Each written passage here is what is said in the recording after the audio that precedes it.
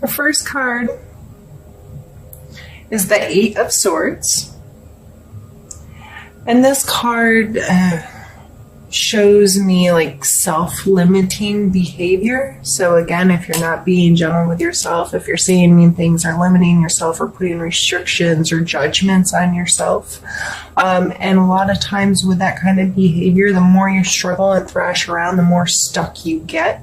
So instead of trying to control that, for me personally, one thing that has worked is being grateful. Just purposefully changing whenever I catch myself being angry over something I shouldn't be angry over, or feeling anxiety over something I can't control anyway, or feeling frustrated, or being mean to myself. I catch myself and I immediately start listing things I'm grateful for. And I don't care what kind of life you have. You can be grateful that you have the internet, because you're obviously watching YouTube right now. You can be grateful you have skin covering your bones and breath in your lungs, and at least ears to hear me, or eyes to see me, or regardless, you always have things to be grateful for. So maybe that can help you if that's something you're struggling with, or whatever it is you do to help get out of that kind of mindset. Next, we have the Three of Coins, and this is a card of putting in some work and taking whatever your work is and presenting it in front of somebody else. A lot of times it's like, okay, I've created this. Does this have worth to you? Like presenting something you've done, presenting your work, presenting your project to someone that can facilitate its growth, or facilitate it actually having monetary value or something like that. So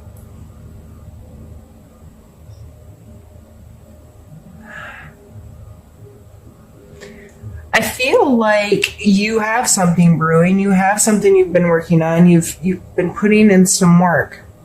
But on either side, we have the Eight of Swords, which, as I said, is self-limitation, and we have the Death card.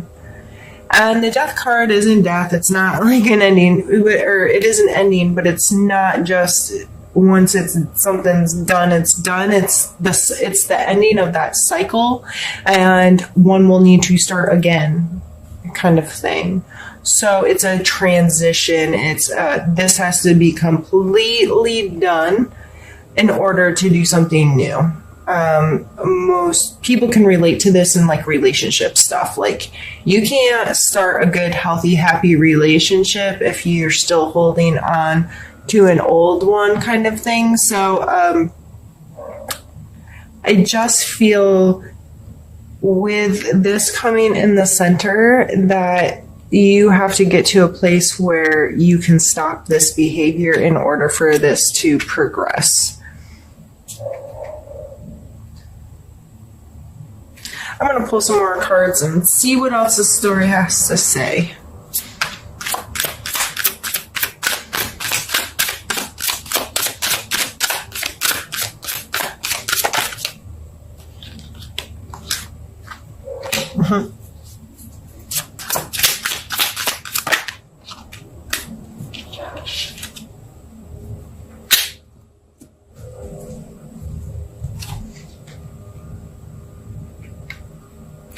The Six of Swords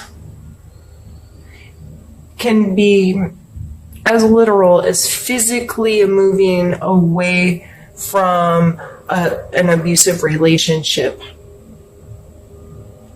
It's getting away from the allowance of being treated bad. And sometimes it's you, as I said in the very beginning, abusing yourself.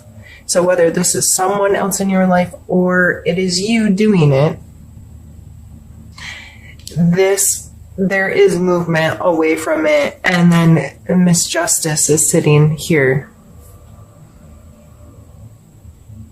There are consequences to our actions, whether you want to think it's karma or however, the scales get balanced.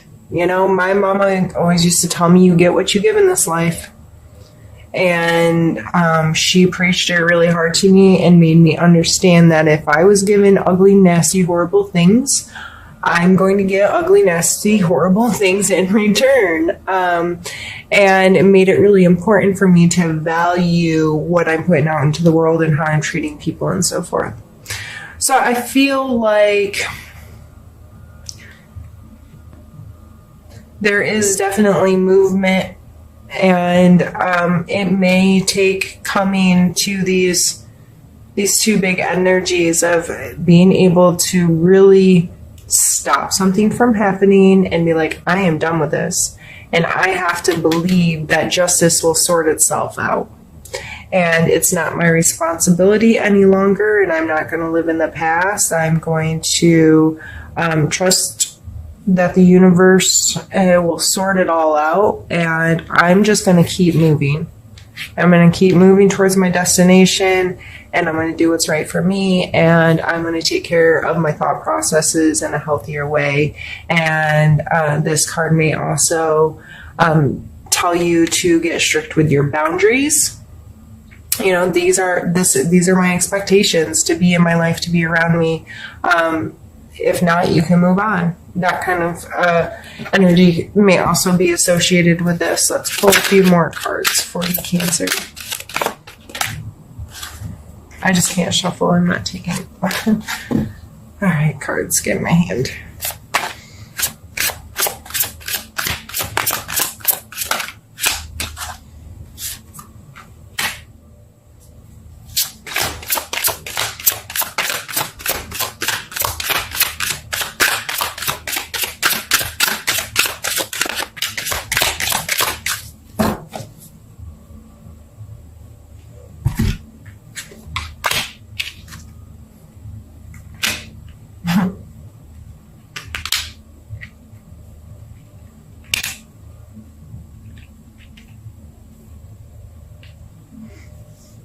World card. Standing on top of the world, Wheel of Fortune, also a circle, talking about these cycles that come to an end in this,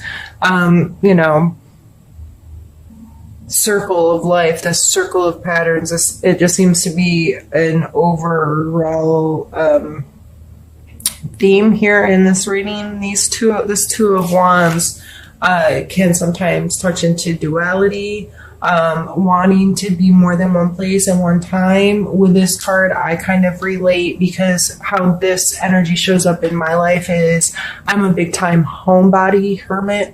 I like to be alone. I like to be at home. I don't need to interact with the world a lot. However,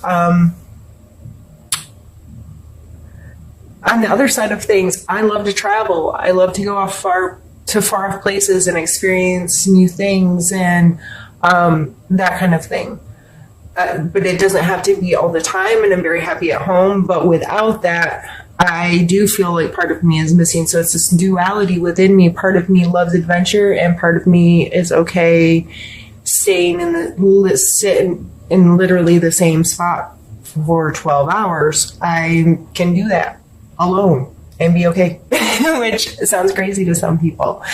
So you may be experiencing some duality in your life and trying to understand what that contrast means, where you should be putting more of your time or energy, or, well, this feels really right, but that feels really right too, and I'm unsure. I think when it all boils down, with the World card and the Wheel of Fortune coming next, the World card is an understanding of those cycles, an understanding of that completeness, that wholeness, this never-turning evolution of what the world is. And the Wheel of Fortune card reminds us that, I don't want to say like a roulette wheel spinning, but because that's not how I usually associate the Wheel of Fortune. But again, there are cycles, things will come back to you, your karma will come back to you, but also you don't have any control over how this happens. It just it runs its own course in its own way for its own reason. And you just have to trust that you're in alignment with receiving the good out of life and receiving the abundance out of life and feeling this wholeness. So, overall in this reading right now, okay, I had to check my time because I'm afraid now I'm like getting paranoid about it, like turning off on me. Overall in this reading, going back to the being gentle with yourself, giving yourself the respect you deserve, giving yourself the gratitude that you deserve, whether it's keeping a gratitude journal, talking with someone about how you feel, allowing some acceptance into your heart about yourself, who you are, how you live, being able to, get in front of a mirror and look in your own eyes and feel like you have a good conscience about your life. And you may not be there right now. You may be in a place where you're being nasty to yourself, or you're allowing someone else to not treat you well. And I think that overall, the more gentle you are with yourself, the more understanding and loving and compassionate you are with yourself, the more you can get to this place where you know you deserve to have abundance in this life, and to have love in this life, to have joy in this life, and to feel good wherever you are. And some of the things about you can contrast a little bit, or you may have be unsure right now, or those kinds of things, and that's okay. It's part of the journey. So I think there's some really beautiful cards. Yeah, there's some heavy energy in there. I really don't think it's all that serious, Cancer, but I think you just have to trust in yourself and love yourself this month, and that ends on such really beautiful energy. So what I'm going to do now is I'm just going to stop the camera and restart it. And I'm going to clean these up, get them out of the way, and we're going to get another deck out and do another part of the reading. So I'll be right back with you. And now we're going to use this little deck. It's called Happy Tarot, and it's super cute. And this time I'm going to pull cards for specific placement. And I've done this in a lot of my other videos, so I like doing these. And so I thought with trying to make this a more inclusive, longer video as an apology, that I would add it in with the other. So the first card we're going to pull is for your mental space.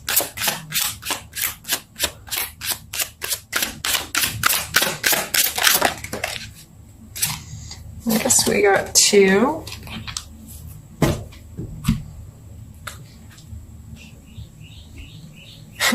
We have the World card again. And we have the Lovers card.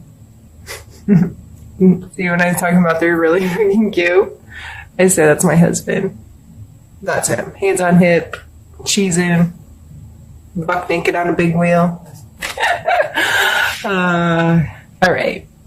So it looks like mentally, these are really positive, happy cards, but my first thought was being too invested in your significant other, allowing them to have too much control or power or to be your world. So the Lovers card, I always take it as a conscious choice to be in this relationship, making that choice over and over and over again to love somebody unconditionally and learn what unconditional love really is and really means, because sometimes that's not natural to some people. They complicate it and screw it all up with negative stuff and hold people responsible for things they're not responsible for, those kinds of things. So maybe your significant other or your best friend or whoever this person is, you make the choice to love unconditionally. Maybe you put a little bit too much of your power in their hands, like I can't be happy unless they're happy too, or it's about them making me happy or whatever. However, I'm sorry, this isn't sitting straight, it's driving me crazy. However that's playing in your life, or, just emotionally, maybe I was wrong. Maybe it's you beating up you in that first, like I kept going back to, but whoever your support system is really healthy and happy and helps pull joy to your life and so forth. Let's pull a card for you, or let's physical space. Sorry, brain's not working.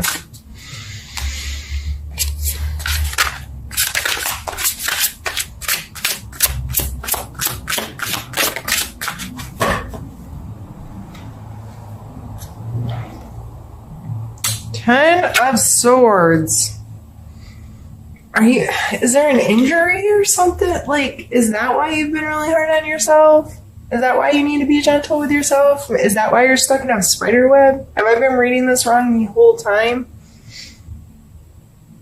Because the Ten of Swords, like, they're like dead, right? They look dead. Finito, tired out, worn out. But as soon as that card came out, which I probably usually don't associate with an injury, but that's my first thought, it coming in the physical space. Are you laid up for physical reasons? Regardless, still take the same steps to get healthy.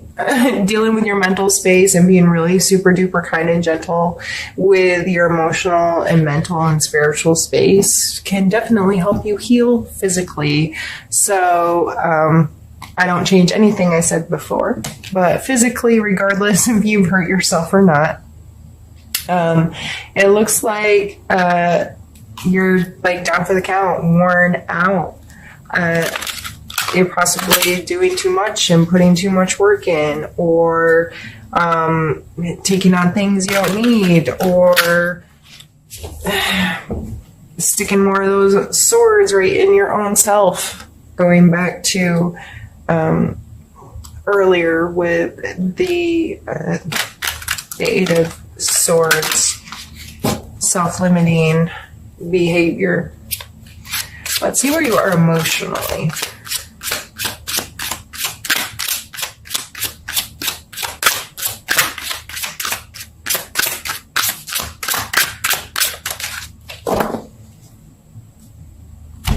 Ace of Coins. So that's seeing potential as something new in your physical space. New job, new hobby, new home, there's potential to create something new in your physical space. So I should really leave the other cards laying out. I just only have so much space that you can see too. Yeah, and I said that you had it was the Three of Coins. And see, this is the problem. I do a reading and people ask me about, like, down the road. A friend will call me and like, man, that reading you posted for Capricorn, like, that got me or whatever. And I'm like, as soon as this reading's done, I don't remember anything I told you. Nothing. It's weird that it happens that way, but I never remember what I read. So since I already picked those cards up, it's already leaving my head. So if it is a new job, if it is a project that you're just now getting to the point where you feel like you can put it in front of other people, or you've gathered enough information, or you've gathered enough resources, that's what I really see that Three of Coin as. It's new and exciting, and you're emotionally attached to this stuff, and that's maybe why you're beating yourself up in self-limiting talk, or not respecting yourself enough, because you're too emotionally invested in something that doesn't. If you listen to some very successful, like, entrepreneurs that create products or create businesses and that kind of thing and have made bajillions of dollars, right? They will tell you they do not get emotionally invested in their projects. They create it, they put all this power and excitement into it, and then they put it into the world, and either people take it or they don't. And regardless, they're moving on to the next thing. They do not have time to mourn if it wasn't the right time or place for that product or for that idea. So that may be something to keep in mind right now is, so many people will be like, oh, but it's my baby. No, that may sound like a good thing, but it's not a good thing. You need to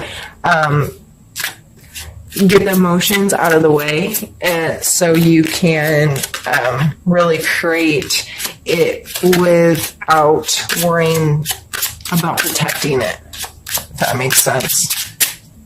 Let's pull one last card for you, and this is your spiritual space. No, this is not the last card, sorry. We have the devil come out in your spiritual space,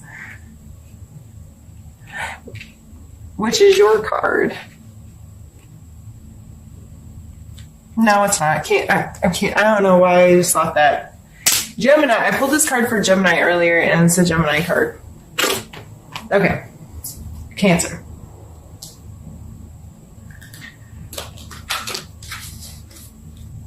Bad habits or a control situation may be in your spiritual space this month. And maybe... So this card talks about things that control you rather than what you control. So addictions, bad habits, giving your power away to someone else.